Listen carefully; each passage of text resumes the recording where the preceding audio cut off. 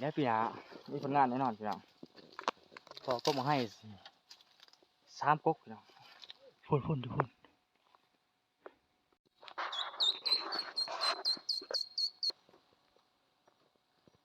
สบายดีพี่น้องสบายพี่น้องหมดทุกคนสบายดีและสวัสดีพี่น้องเด้อทุกคนวันนี้ก็มายางปลาอีกทีนึงมากับทีมงานนี่แหละ3 คนมากับมาพอห้อยนี่พี่น้องเห็นปะบวกกล้วยนอนบวกกันกล้วยปลานอนพี่น้องโอ้ขนาดไอ้เนาะ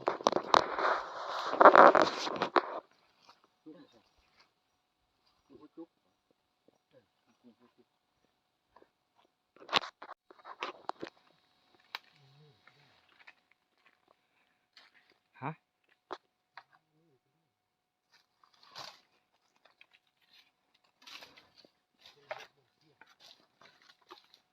ยางขึ้นมามีแต่ห้อยหมดพี่น้องโอ้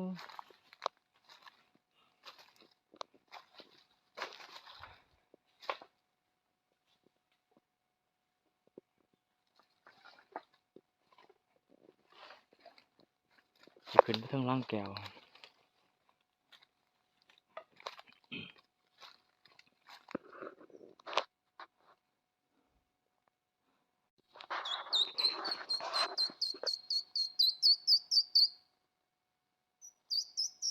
เจียกมึงกระหอก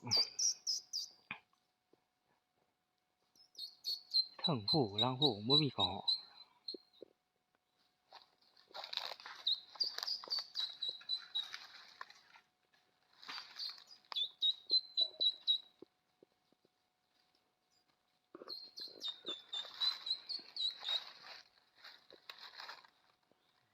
บ่ตอบเนาะ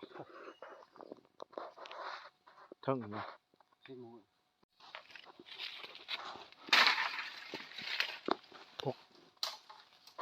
กกมังให้พี่น้องเอ้ยโอ้มาเวอร์หันมันยังมาเทิงมาพอก็มาให้กกได้ใหญ่พี่น้องฮะ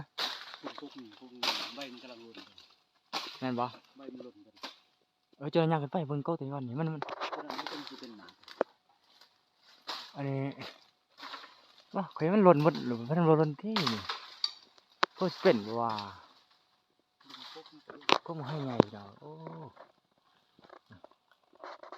แต่ว่ามันหมดแหละพี่น้องมันหมดแหละมาบ่ทันกำลังมาเห็นมาพอตอนมันยังก็บ่เนาะ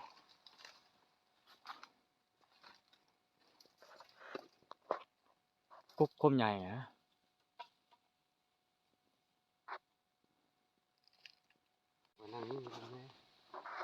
กุ๊กมันให้ใหญ่พี่น้องเลยตอนนี้กำลังตอนนี้มันโป่งไปแล้วมันหล่นไปแล้ว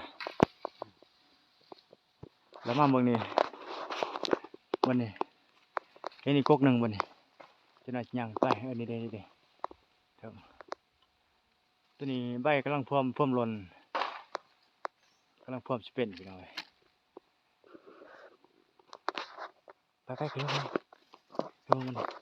นี่เห็นเลยกุ๊กมันดิ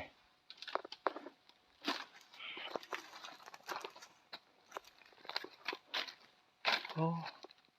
ไม่ได้ลูกกบพ่นทุกคน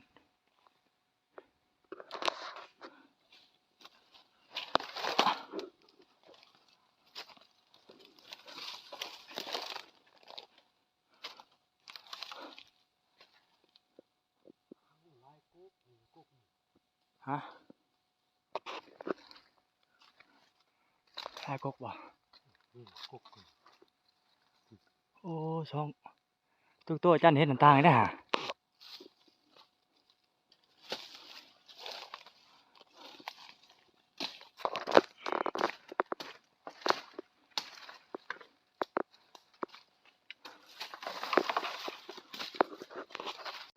นี่ง่ายขนาดนี่ก๊กหนึ่งอยู่ตรงก๊กหนึ่งพอก็มาให้3 ก๊กเนาะฮะ มาให้ใหญ่เลยอะกลุ่มให้ใหญ่แล้วหลากหลายขนาดเนาะโอ้จะโชคบุรีมาถึงตอนเป็นพี่น้องอันนี้เขามาเลาะปลากันเริ่มมาพอพี่น้องมีเวลาถ้าต่างขึ้นมาเบิ่งเนี่ยปีหน้ามีผลงานแน่นอนพี่น้องฝากติดตามพี่น้องฝากติดตามมีผลงานแน่นอนพี่น้องเลยจะเอาผลงานให้พี่น้องเบิ่งชีกกแล้วครับพอเนี่ยจุดหนึ่งหันซองอยู่ลุมหันกบหนึ่งให้ใหญ่ถ้าขึ้นมาก็จะเทิงล่างผูแหละเห็นปะชีเทิงล่างแก้วล่ะถ้าขึ้นมานี่ดินี่พอสมมตินี่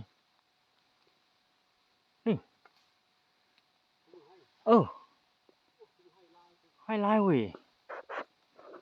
สมาโศกบ่ดีเด้ถึงตัวมันเป็นก็บ่บ่ให้บ่ว่าสิเป็นฝั่งมาเลยว่ะก็เป็นฝั่งมาเลยมันอันนั้นน่ะมันต้มลายกกได้นกนี่อาจารย์นายเด้มาประทานพี่น้องเอ้ยเดี๋ยวปีหน้ามีผลงานแน่นอนพี่น้องลายกกขนาดเลยเดี๋ยวนี้เดือน12ปีหน้านี่ก็ประมาณเดือน11นี่เดือน11หรือเดือน10นี่มาเจาะเบิ่งพอโลดพี่น้องพร้อมสุกโลดเดือน10เดือน11ปีหน้านี่โอเคโลดบางทีเดือนเก่าบ่จักเนาะ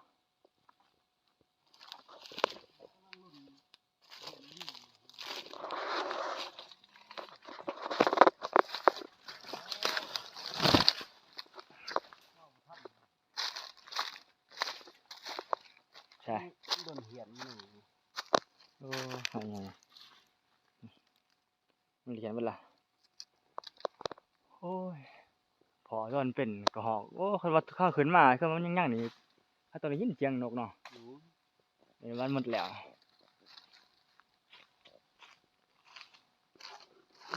ลายดีพี่น้องเป็นหมากเนาะมันชุกไปแล้วก็ยังเดือนเก่าเดือน10เนาะง่ายเด้คือเป็นหนกห้องเงินเหรอให้ลั่นเนี่ยตอนนี้ขึ้นมาก็ฮอดลังพูลังแก่อะไรพี่น้องแต่ว่าลงไปนี้มันก็สิเพียงไปเลยแล้วก็ลงคุบพัฒนาอีกตัวนี้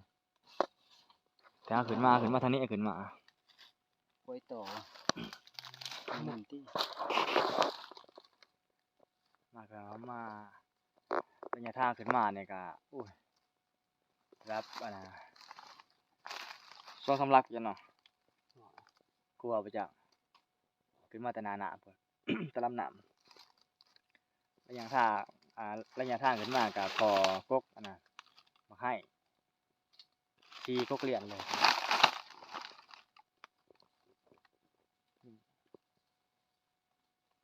นกหน่อยพอก็มาให้ซีกกเลียนพี่น้องเลยฝากติดตามเป็นกำลังใจให้พี่น้องเด้อกกมาให้ซีกกหันปีหน้านี่รอถาเบิ่งผลงานพี่น้องมีผลงานแน่นอนพี่น้องเลยอยากให้ฝากติดตามด้วยพี่น้องเด้อก็สำหรับคลิปนี้ก็สิมีเท่านี้แหละพี่น้องวันนี้พาพี่น้องมายังป่ามาสำรวจเบิ่งมีแต่พอจะก็มาให้มีเมียมานั่งจำชิ้นอยู่ป่ามา3 คน4 คนผู้นึงนอนอยู่ทับมากะคิดว่าสิพอยังกับพอตะห้อยคุ้ยปลาพี่น้องแต่ว่าตัวนั้นฮักกับเฮ็ดบ่นำดอกหาทางเว้นแต่อันเดียวหั่นแหละเฮาพวกใหม่ใหญ่เวลาเนาะสำหรับคลิปนี้ก็สิมีแต่เท่านี้แหละพี่น้องก็ฝากติดตามด้วยเด้อพี่น้องเด้อ